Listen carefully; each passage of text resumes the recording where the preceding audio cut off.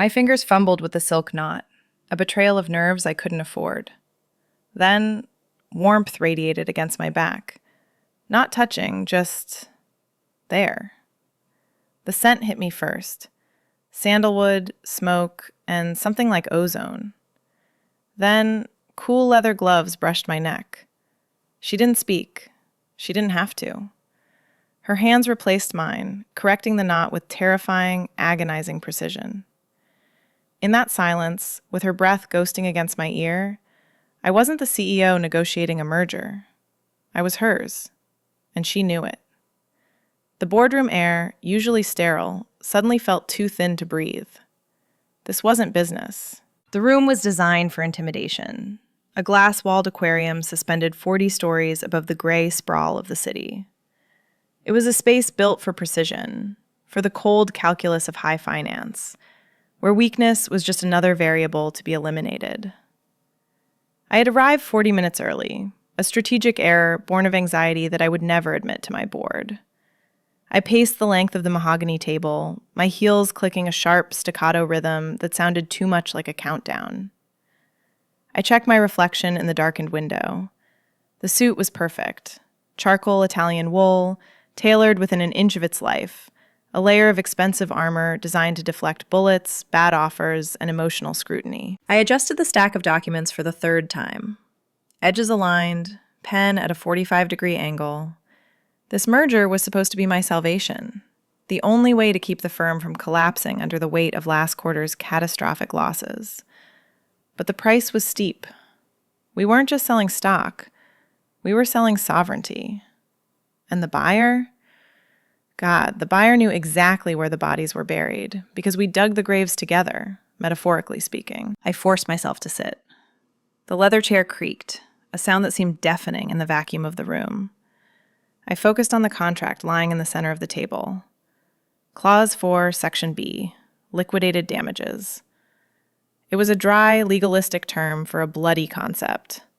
If I walked away, I lost the legacy I had spent the last 5 years building from the ashes of our breakup. If I signed, I saved the company, but I lost myself. It was a trap, elegant and gold-plated, but a trap nonetheless. I took a sip of water from the crystal carafe. It was tepid. My throat felt lined with sandpaper. Why did it have to be her? There were a dozen other conglomerates that could have bailed us out. Vultures, sure, but impersonal ones. Strangers who just wanted the intellectual property in the client list. Emma didn't care about the client list. She wanted the submission. She wanted to sit across from me, watch me squirm under the harsh fluorescent lights, and sign away my independence with the same hand she used to hold in the dark. The silence in the room grew heavy, physical. It pressed against my eardrums like deep water. I could hear the low, mechanical hum of the HVAC system, pumping recycled air into the glass box. It smelled of nothing. Sterile. Safe. But I knew that scent wouldn't last. Soon the air would change. It would carry that specific, heavy fragrance she wore. Something dark, expensive, and lingering. I closed my eyes for a second, trying to regulate my breathing. In through the nose, hold for 4, out through the mouth. It was a technique my therapist taught me for panic attacks. It wasn't working. My heart hammered against my ribs, a frantic bird trapped in a cage of bone and bespoke tailoring. I wasn't afraid of the deal. I could navigate the deal. I could argue valuation and equity splits in my sleep. I was afraid of the pull, that magnetic, terrifying gravity that existed whenever she was within a 5-mile radius. I looked at the door handle. Brushed steel, heavy. It was the only way in or out. I imagined it turning. I imagined the click of the latch. My stomach twisted, a knot of cold dread and hot anticipation. I checked my watch. 8:59 a.m. She was never late. She was never early. She operated on a timeline that the rest of the world just had to catch up to. I stood up again. Sitting felt too passive. I needed to be standing when she entered. I needed the height. I needed to project authority, even if I felt like a fraud. I smoothed the front of my jacket. I checked my cuffs. I reached up to check my tie again, a nervous tic I thought I'd conquered years ago. My fingers brushed the silk. It was tight, restrictive. Good. I needed the restriction. I needed to remember that I was bound by professional ethics, by fiduciary duty, by the simple instinct of self-preservation. The city below was waking up. Millions of people going about their Tuesday mornings, oblivious to the fact that my world was about to end. Or begin, depending on how you looked at it. I stared at the horizon, willing my pulse to slow. It didn't listen. Then, the sound cut through the silence like a gunshot. The heavy, distinct thud of the latch disengaging. The door didn't slam open. It didn't need to. It swung inward with a smooth, hydraulic sigh, revealing the hallway beyond. And for a heartbeat, the space remained empty. Then, she stepped across the threshold. Emma. She came alone. Of course she did. Bringing an entourage would imply she needed protection, or counsel, or witnesses. She needed none of those things. She brought only herself, and that was more than enough to make the oxygen in the room feel suddenly, violently scarce. She paused just inside the door, allowing the heavy wood to click shut behind her. The sound was final, like the locking of a vault. She stood there for a moment, letting me look at her, letting the silence stretch and thin until it was almost painful. She hadn't changed, and yet she had changed entirely. The softness I remembered, the unguarded laughter over morning coffee, the sleepy haze of Sunday afternoons, was gone, excised with surgical precision. In its place was a polished, terrifying hardness. She looked like a weapon that had been forged, tempered, and sharpened for this exact moment. Her suit was black, a shade so deep it seemed to absorb the harsh fluorescent lighting of the boardroom rather than reflect it. It was tailored to an inch of her life, cutting a silhouette that was severe and undeniably feminine, a contradiction that she wore like armor. The lapels were sharp, the fabric expensive. On her left wrist, the heavy gold of a men's Rolex glinted, a masculine weight on a delicate wrist, a statement of power that didn't need to be spoken. But it was her eyes that pinned me to the spot, dark, assessing, and utterly unflinching. She didn't look at the view. She didn't look at the mahogany table or the stack of contracts that represented my life's work. She looked only at me. There was no smile. There was no warmth. There was just a slight, almost imperceptible nod. It was an acknowledgement, bare and stripped of any pleasantry. It said, "I see you. I remember you. And I am here to dismantle you." She began to move into the room, and the atmosphere shifted instantly. It was a physical change, a drop in pressure that made my ears pop. She moved with a predator's quiet confidence, a fluid grace that made the high-backed leather chairs and the imposing glass walls feel like props in her play. She didn't walk like a guest. She walked like an owner, inspecting a property she intended to renovate or demolish. Then, the sensory anchor hit me. The scent. It arrived a second before she reached the table, a wave of sensory memory that nearly buckled my knees. Sandalwood, aged bourbon, and that specific smoky note of expensive tobacco. It was the scent of her neck at 2 a.m. It was the scent of the sheets we used to share. It was a smell that belonged in the dark, in the intimate quiet of a bedroom, not here in the sterile, air-conditioned cold of a corporate merger. It clashed violently with the environment, invasive and intoxicating. The air thickened, charged with a history I had spent 3 years trying to scrub from my skin. I fought to keep my face blank. I summoned every ounce of my professional training, every board meeting, every high-stakes negotiation I had ever survived. I tried to be the CEO. I tried to be the woman who built this firm from the ground up. But under her gaze, the layers were peeling away. My heart hammered a frantic rhythm against my ribs, a traitor in my own chest. I wasn't the executive in the charcoal suit. I was the woman who had watched her leave. I was the one who had stayed behind. The vulnerability bloomed raw in my chest, hot and uncomfortable. She didn't offer her hand. The professional courtesy of a handshake would have been a lie, and Emma, for all her faults, never lied with her body. Instead, she walked past the guest chair, the one positioned specifically for the subordinate party in a negotiation, and continued to the head of the table. My end of the table. She pulled out the chair opposite mine, the one that commanded the room, the one that put the window and the city at her back, turning her into a silhouette against the light. She sat with a slow, deliberate elegance, crossing one leg over the other, and placed her hands flat on the mahogany. She claimed the room without saying a word. I broke the silence first because I had to. Silence, in her presence, wasn't empty space. It was a weapon she knew how to wield better than I did, and if I let it linger, she would use it to cut me open before I'd even made my opening bid. I cleared my throat, a sound that felt jagged in the quiet room, and slid the leather-bound portfolio across the mahogany. The sound was a dry hiss, like a warning. "The valuation is on page 3, I said, keeping my voice level, stripping it of the tremor I felt vibrating in my fingertips.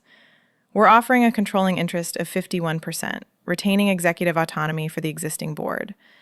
The Q3 projections show a return to profitability within 6 months if the capital injection is immediate." I was hiding behind the numbers. I knew it. She knew it. The jargon was my shield, a way to turn this visceral, terrifying encounter into a sterile transaction. I spoke of EBITDA and market volatility and strategic alignment, words that usually held weight, words that usually made men in expensive suits nod and sign checks. Emma didn't nod. She didn't even look at the portfolio. Her hands remained flat on the table, still as stone, while her eyes stayed locked on my face. She was dismantling my defense just by refusing to acknowledge it. "You're talking about solvency," she said finally. Her voice was low, a dark contralto that seemed to vibrate through the table and into my wrists. "I'm talking about ownership. They aren't the same thing." "The terms are standard for a merger of this scale," I countered, tapping the document I knew she wouldn't read. "We have assets, intellectual property, real estate. The brand equity alone is worth—" "The brand is distressed," she interrupted, her voice smooth, devoid of malice, but heavy with truth. "You're leveraging past performance to secure a future you can't afford. In my world, we call that a bad gamble. In yours, I believe you call it restructuring." The word hung in the air. Restructuring. It was the same word I had used 3 years ago when I walked out of her apartment, packing my life into boxes, while she watched from the doorway. I had told her I needed to restructure my priorities. I had told her our life was a liability I couldn't carry. "I'm not asking for charity, Emma," I said, my voice sharpening. "This is a business deal. You buy the shares, you get the seat. That's how it works. Whatever history we have, it doesn't change the math." "The math," she repeated, a ghost of a smile touching her lips. It wasn't a nice smile. "You always did love the math. It's clean, predictable. It doesn't bleed when you cut it." She finally moved, leaning forward just an inch, but the shift in proximity felt seismic. "But we aren't discussing math. We're discussing a rescue. You aren't selling shares because you want a partner.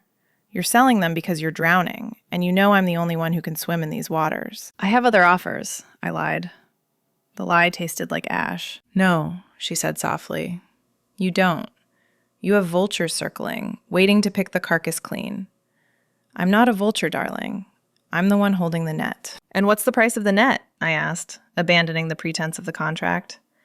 "Because if you want total control, that's a hostile takeover, and I have clauses to prevent that." "Hostile implies you're fighting back," she murmured. She looked at my hands, clenched white-knuckled on the edge of the table. "You aren't fighting. You're negotiating the terms of your surrender. You always were quick to cut your losses when the investment got too emotional. You called it risk management back then. I wonder what you call it now." The sting of it was precise, a needle finding a nerve. She wasn't talking about the company. She was talking about us. She was rewriting the narrative of our breakup, turning my escape into a failure of courage. "I call it survival," I whispered, the corporate mask slipping. "Survival," she echoed, leaning back, satisfied. "Let's see if you can afford it." The stalemate didn't break with a shout or a slam of a fist.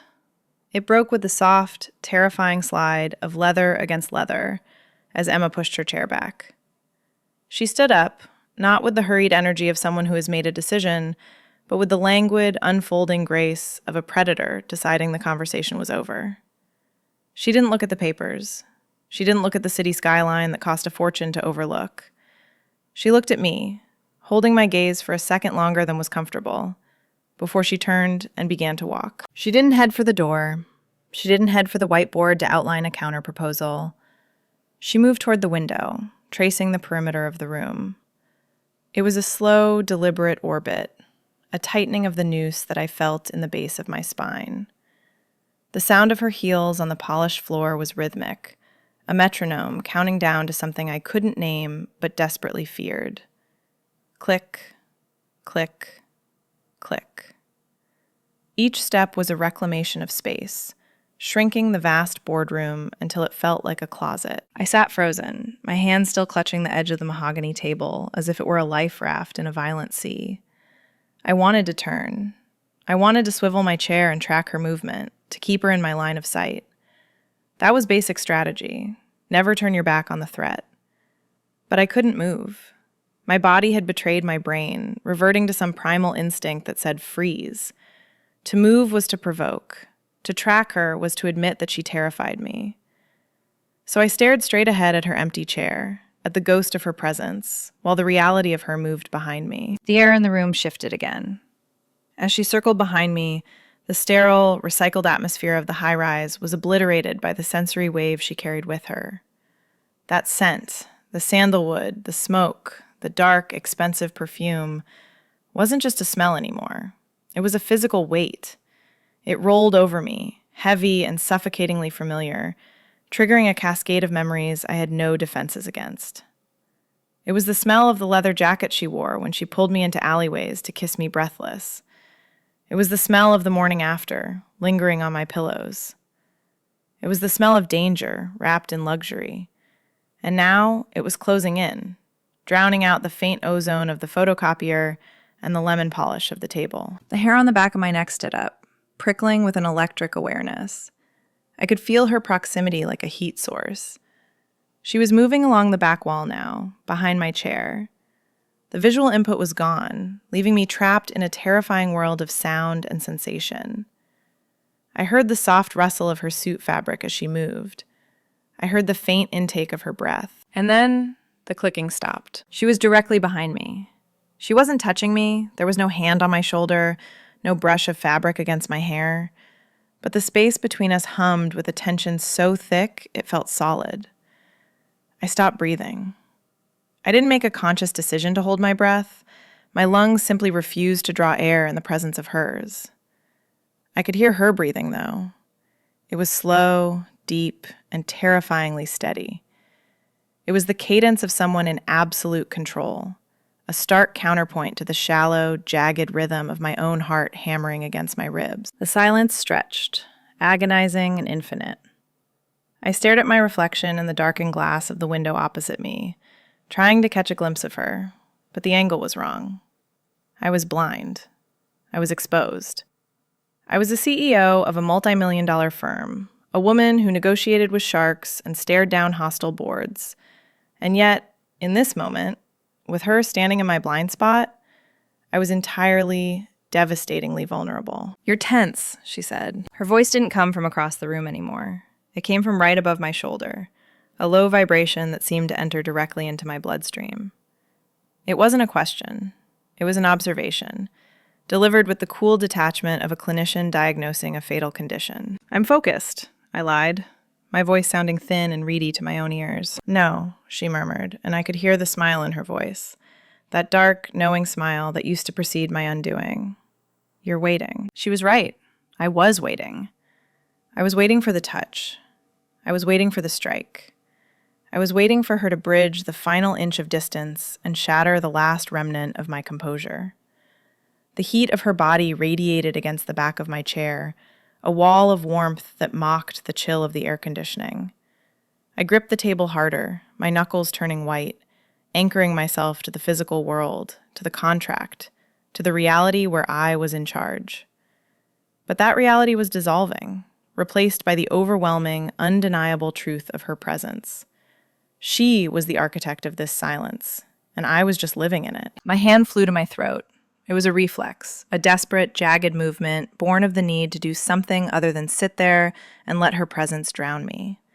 The silk knot of my tie felt suddenly constricting, a noose tightening with every shallow breath I took. I needed to loosen it. I needed air. I needed to reclaim some semblance of autonomy over my own body, which was currently betraying me in every measurable metric. But my fingers never finished the motion. Her hands descended. They didn't grab, they didn't strike. They simply materialized over my shoulders, intercepting my own trembling fingers with a terrifying, fluid precision. She brushed my hands away, not with force, but with a dismissal so absolute it felt like a command. My hands dropped to the armrests of the chair, limp and useless, obeying her before my brain had even issued the order to resist. Then she touched me. The shock of it was absolute. She was wearing gloves, fine black leather, soft as butter and cold from the air of the hallway. The contrast against the flushed, overheated skin of my neck was violent.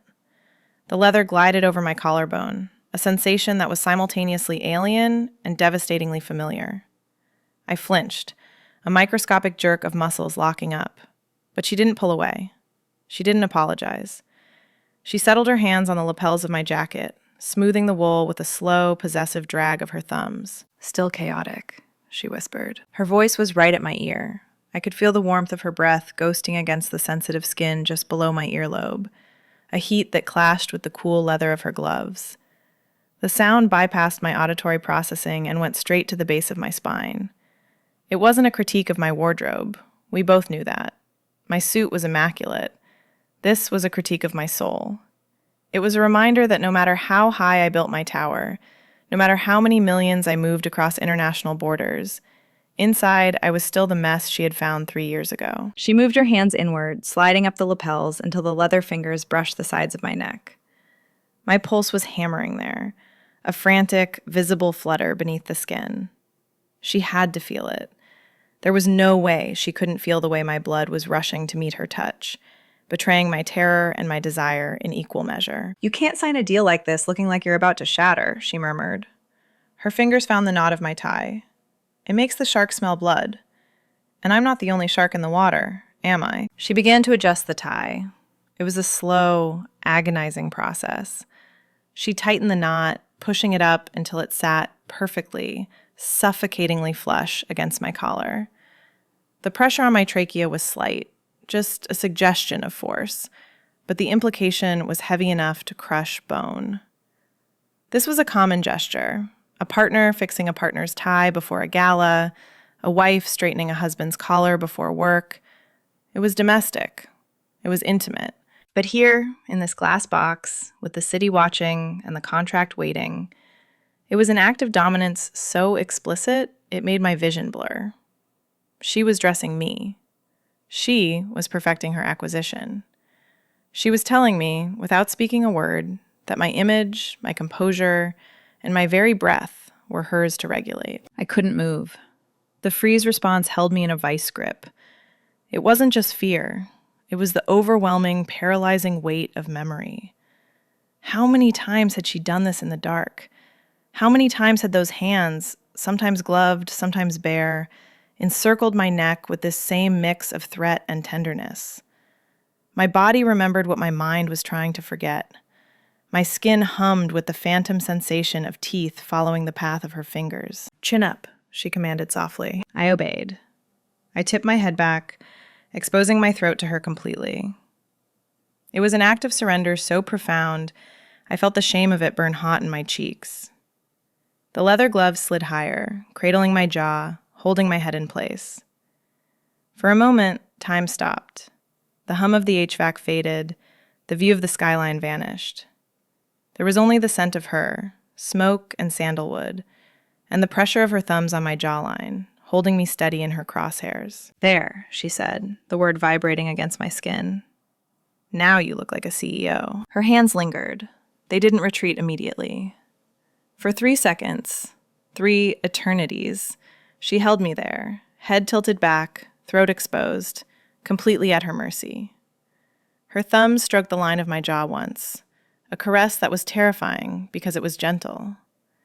It was the gentleness of someone who knows they have already won, who doesn't need to use force because the trap has already snapped shut. Then, slowly, agonizingly, the leather pulled away. The absence of her touch was colder than the gloves had been. She stepped back, the sound of her heels retreating slightly, leaving me gasping for air in the sudden freezing void she left behind. I stared at the document lying between my hands. The words were there, standard serif font, black ink on heavy cream paper, but they had lost their structural integrity. Indemnification, force majeure, liquidated damages. They were just shapes now, hieroglyphs from a civilization I had exiled myself from the moment her leather gloves touched the skin of my neck. I tried to pick up my pen to make a notation in the margin, a desperate attempt to signal that I was still in charge, still the executive maximizing shareholder value. My hand wasn't shaking, I wouldn't give her that satisfaction, but it felt heavy, leaden, as if the gravity in the room had shifted to center entirely on the woman standing behind me. Emma walked back around the table. She didn't circle this time. She moved in a straight line, the predator returning to its perch after marking its territory. When she sat, the change in her posture was instant and devastating. Before, she had been the negotiator, upright and alert. Now, she was the owner. She leaned back in the leather chair, her silhouette cutting a sharp line against the morning light. Slowly, deliberately, she began to peel off her gloves, one finger at a time. The sound of the leather sliding against her skin was soft, wet, and impossibly loud in the quiet room. She dropped them onto the table next to the contract, a pile of black leather that looked like a discarded weapon. Clause 12, I said. My voice cracked. I hated it. I cleared my throat, forcing the vocal cords to tighten, and tried again. Clause 12 regarding liability shields. We need to discuss the scope of the indemnity. We don't need to discuss anything, Emma said. Her voice was softer now, stripped of the boardroom performative edge. It was the voice she used to use when we were alone in the back of her car, watching the city burn while the sirens wailed in the distance. Look at you. You can't even read the page. She was right. The text was swimming. All I could feel was the phantom pressure of her thumbs on my jawline. All I could smell was that damn sandalwood and the heat of her body that seemed to linger on my suit jacket. The professional facade I had spent 3 years constructing, the awards, the magazine covers, the clean white-collar reputation, was dissolving like sugar in hot tea. The armor of the suit felt like a costume. I'm fine, I snapped, closing the folder. It was a defensive gesture, a way to put a physical barrier between us. I'm just reviewing the terms. You're lying, she countered, her eyes tracking the movement of my hands. You always lie when you're terrified. You lied the night you left. The memory hit me with the force of a physical blow, shattering the last of my focus. 3 years ago, a rainy Tuesday. Not a sterile boardroom, but a chaotic kitchen. There hadn't been contracts then, just a single duffel bag and a gun on the granite counter. Hers. I had told her I wanted out. I had told her I wanted a life where I didn't have to check the exits every time I walked into a restaurant. I told her I wanted clean hands. I wanted to build something that didn't require blood to maintain. I didn't lie, I said, the anger finally rising to meet the fear. I told you I couldn't live like that anymore. I told you I wanted peace. I wanted a legacy that wasn't built on bodies. And did you find it? Emma gestured around the room, her hands sweeping over the glass walls, the high-stakes isolation, the contract that was essentially a death warrant for my autonomy. Is this peace? Drowning in debt, selling pieces of yourself to strangers just to keep the lights on? You traded a dangerous life for a desperate one. At least with me, you were never desperate. The truth of it stung worse than the insult. I hadn't found peace. I had found anxiety wrapped in silk. I had traded the adrenaline of running with her for the ulcer-inducing stress of quarterly earnings calls. And deep down, in the parts of me I didn't talk about in therapy, I missed it. I missed the edge. I missed the way the world sharpened into crystal clarity when she was near. I built something, I insisted, though the words felt hollow in my mouth. This company, it's mine. It's legitimate. It's a cage, she corrected gently. And you've been pacing inside it for 3 years, waiting for someone to leave the door open. She leaned forward, her bare hands flat on the mahogany, her eyes locking onto mine. The dark intensity of them burned through the table. I didn't come here for the assets, darling. I don't need your client list. I have people for that. I don't need your real estate. I own half the waterfront. Then why are you here? I whispered. Why bail me out? Why play this game with the contracts? She smiled, and it was the most terrifying thing I had ever seen, because it was genuine. It was the smile of a woman who sees the end of the maze. Because you took something that belonged to me, she said, her voice dropping to a murmur that caressed the air between us. You took yourself. And I've decided I want my property back. The implication hung there, explicit and heavy. This wasn't a merger. It was a retrieval. She wasn't buying the company to save it. She was buying it to put a leash back in her hand. And the terrifying part, the part that made my breath hitch and my thighs clench involuntarily under the table, was that I wasn't sure I wanted to run anymore. I looked at the contract, the legal language of surrender. Then I looked at her, the physical reality of it. I pushed the folder away. It slid across the mahogany with a hiss, coming to rest halfway between us. I was done pretending. Okay, I said, abandoning the script. Let's stop pretending this is about the stock price. You engineered this, I said. It was a statement of fact, devoid of the hysterical accusation I felt bubbling in my throat. The supply chain disruptions in Q1, the sudden withdrawal of the consortium financing last month, that wasn't market volatility. That was you. Emma didn't flinch. She simply watched me, her eyes dark and unreadable. I accelerated the inevitable, she corrected, her voice smooth. Your business model was fragile. You built a castle on sand and then acted surprised when the tide came in. I just directed the water. You destroyed 3 years of my life to prove a point. I dismantled 3 years of a lie to offer you a truth, she countered. She leaned back, the leather of her chair creaking softly, a sound that seemed violently loud in the silence. You were drowning. I didn't push your head under. I'm the one offering you oxygen. But oxygen has a price. The price being me. The price being us, she said. Don't pretend you don't feel it. The silence in your apartment, the cold side of the bed. You've surrounded yourself with people who fear you, employees who tolerate you, and a board that wants to replace you. Who knows you? Who actually sees you when the suit comes off? I looked away, toward the glass wall. The morning sun had vanished behind a bank of heavy, slate-gray clouds, darkening the room until the reflections in the glass became ghost-like and sharp. I saw us there, 2 silhouettes suspended over the city. In the reflection, we looked like partners. We looked inevitable. The isolation of the boardroom felt absolute, as if the glass box had detached from the building and was floating in a void of gray sky and unspoken desire. This isn't a merger, I whispered, watching her reflection rather than her face. It's a collar. Safety always feels like a restriction to the reckless, Emma murmured. She stood up again, moving to the window, standing close enough that the heat of her arm radiated through my sleeve. You want to call it a cage? Fine. But it's a cage where nothing can hurt you. No bankruptcy, no board coups, no lonely nights wondering if you made the wrong choice. You sign that paper and the war is over. You come home. And if I don't? I turned to face her. The proximity was dizzying. The scent of sandalwood and ozone was overwhelming now, filling my lungs with every breath. If I walk out that door, then you walk out, she said simply. Her gaze dropped to my mouth, then back up to my eyes.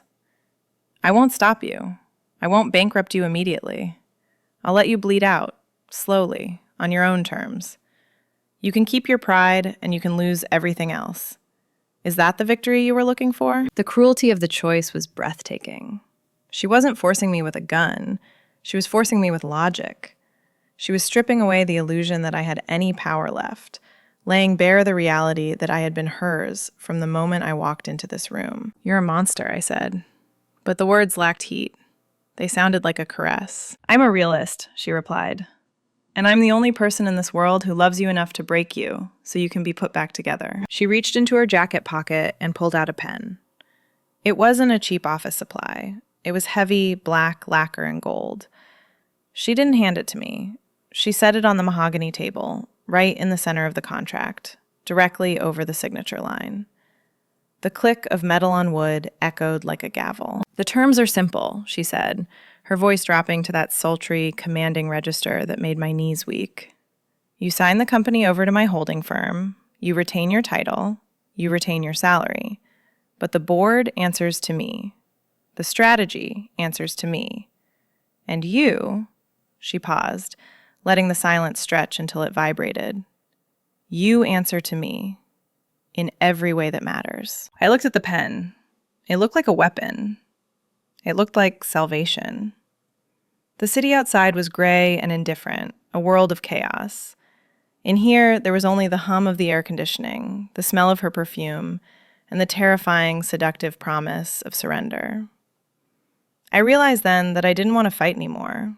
The armor was too heavy. And if I sign? I asked, my voice barely a whisper. What happens tonight? Emma smiled, a slow, predatory curve of her lips that promised everything I was terrified to want. If you sign, she said softly, I take you home, and I remind you exactly who you belong to. I stared at the ink-black barrel of the pen. The distance between my hand and that instrument of surrender was only inches, but crossing it meant burning the last bridge back to the life I thought I wanted. My heart hammered a frantic rhythm against my ribs, not of fear, but of anticipation. I reached out. My fingers closed around the barrel of the pen. It was heavier than it looked, a dense cylinder of black lacquer and gold that felt less like a writing instrument and more like a component of a weapon. The metal was cold against my skin, a stark contrast to the feverish heat radiating from my palms. I didn't lift it immediately. I just held it there, the point hovering millimeters above the heavy cream paper, my hand trembling with a vibration so fine it was almost invisible. But I felt it. It rattled through my wrist, up my forearm, and settled deep in the marrow of my bones. This wasn't just a signature. It was an abdication. Emma didn't wait for me to find my courage. She moved. She didn't walk around the table this time. She leaned over it. She placed her weight on her palms, invading the airspace of the negotiation, bracketing the contract with her arms. The movement brought her into my direct line of sight, eclipsing the gray city, the glass walls, and the exit sign. She filled my vision completely. The sharp lines of her black suit, the hollow of her throat, the unflinching darkness of her eyes. She was looming, a dark cloud blocking out the sun, forcing me to exist solely in the shadow she cast. She watched the pen. Her gaze was heavy, physical. I could feel it tracking the tremor in my hand, analyzing the hesitation, drinking in the fear. She wasn't impatient. She was savoring the pause. It was the moment before the kill, the split second where the prey acknowledges that the chase is over. Do it, she whispered.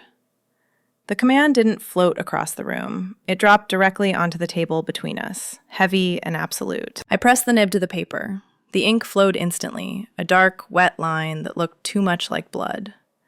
I wrote my name. The letters were jagged, lacking the practiced, sweeping elegance of the signature I put on annual reports. This was a raw scrawl. A-L-E. I watched the letters form as if someone else were writing them. I was signing away the company I had built to prove I didn't need her. I was signing away the independence I had worn like a shield. I was signing away the lie. The sound of the nib scratching against the paper was deafening in the silence. Scritch, scratch, scritch. A jagged rhythm that marked the end of an era.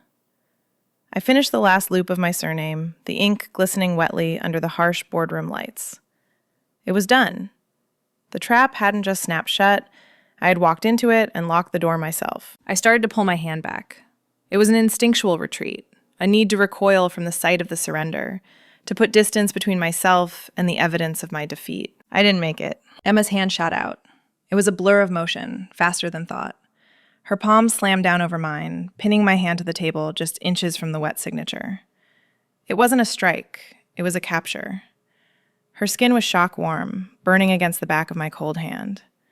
The weight of her grip was crushing, grounding me, anchoring me to the table, to the deal, to her. I gasped, the air seizing in my lungs. I tried to jerk my hand away, a futile, reflexive struggle, but she didn't budge. She held me there, pressing my knuckles into the hard mahogany. The heavy gold of her watch dug into the sensitive skin of my wrist, a hard, biting pressure that felt possessive. Don't run, she said, her voice low and rough. Not this time. She leaned closer, her face inches from mine across the table. I could see the flecks of amber in her dark eyes. I could see the tiny, faint scar on her chin. I could smell the smoke and sandalwood, overwhelming and intoxicating, filling my nose, my mouth, my lungs. She was breathing me in, and I was breathing her in. The silence in the room changed texture. It wasn't empty anymore. It was thick, pulsing with a shared rhythm. My breath hitched, jagged and shallow, but then, slowly, it began to match hers. She inhaled, I inhaled. She exhaled, I exhaled. It was involuntary, a biological synchronization that stripped away the last layer of my autonomy. We were breathing the same air, sharing the same cadence, locked together by her hand on mine and the ink drying on the page. She squeezed my hand once, hard. A seal, a claim, a promise. Then she slowly lifted her fingers. I released the pen. It rolled away from us, clicking softly as it tumbled across the polished mahogany, the sound echoing like a final gavel strike. The sound of the pen hitting the floor was the period at the end of a sentence I'd been writing for 3 years. It rolled across the mahogany with a soft clatter, finally coming to rest against the base of the crystal water carafe. Then, silence. But it wasn't the sharp, jagged silence of the negotiation, filled with hidden daggers and unspoken threats. It was heavy, velvet, and absolute. It was the silence of a room where the air pressure had finally equalized because the walls had come down. I slumped back in my leather chair.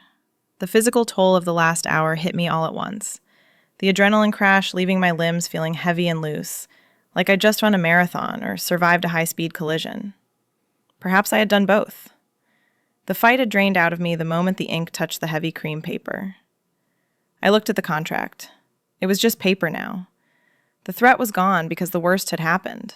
I had surrendered. I had lost. And the terrifying, shameful truth blooming in my chest was that it felt entirely like relief. Emma picked up the document. She didn't scan it. She didn't check the signature for legality. She simply closed the folder with a soft thud and slid it to her side of the table. Possession established. The board, I said, my voice barely a whisper, stripped of all its corporate resonance. They will need to be notified. There are protocols, press releases. Victoria is handling the press, Emma said, her voice calm, completely devoid of the predatory edge she'd worn only moments ago. She was no longer hunting. She was gathering. And the board? They were waiting for my call. Or rather, they were waiting for yours. She stood up, but this time she didn't circle the room. She walked around the table to where I sat, stopping right next to my chair. She turned it, swiveled the heavy leather seat so I was facing her directly, my knees brushing against the fabric of her trousers. The proximity was intimate, domestic, and overwhelming. You fought well, she murmured, looking down at me with an expression that might have been pride. Better than I expected. You almost made me think you really wanted to keep it. I did want to keep it, I protested weakly, though the lie tasted like ash. No, she corrected, reaching out to brush a stray lock of hair behind my ear. Her fingers lingered on my temple, tracing the pulse that was finally beginning to slow. You wanted to be conquered. You wanted to see if you were worth the effort of a siege. You were. I leaned into her touch. I couldn't help it. The warmth of her hand against my skin was the only anchor I had left in a world that had just tilted on its axis. The building's air conditioning kicked on with a low hum, blowing cool air across the back of my neck where the sweat of the negotiation had dried, making me shiver. But her hand was warm. Her scent, that deep, smoky sandalwood mixed with the ozone of the city, wasn't an invasion anymore. It was an atmosphere. I breathed it in, letting it fill the spaces where my ambition used to be. What happens now? I asked, looking up at her. The question wasn't about the company assets or the stock price. Now, she said, her thumb stroking my cheekbone, we leave this fishbowl. We go to dinner. And then we go home. Home. She didn't mean my sterile apartment with the modern art and the empty fridge. She meant the penthouse with the security detail and the sheets that smelled like her. I have work, I said, a final, pathetic attempt to cling to the old reality. The transition is over, Emma said softly. You signed. You're mine now. The company can run itself for a night. You, however, require attention. She offered me her hand. Not a handshake. An invitation. I looked at it. The hand that had fixed my tie. The hand that had pinned me to the table. The hand that held the leash I had just handed her. I reached up and took it.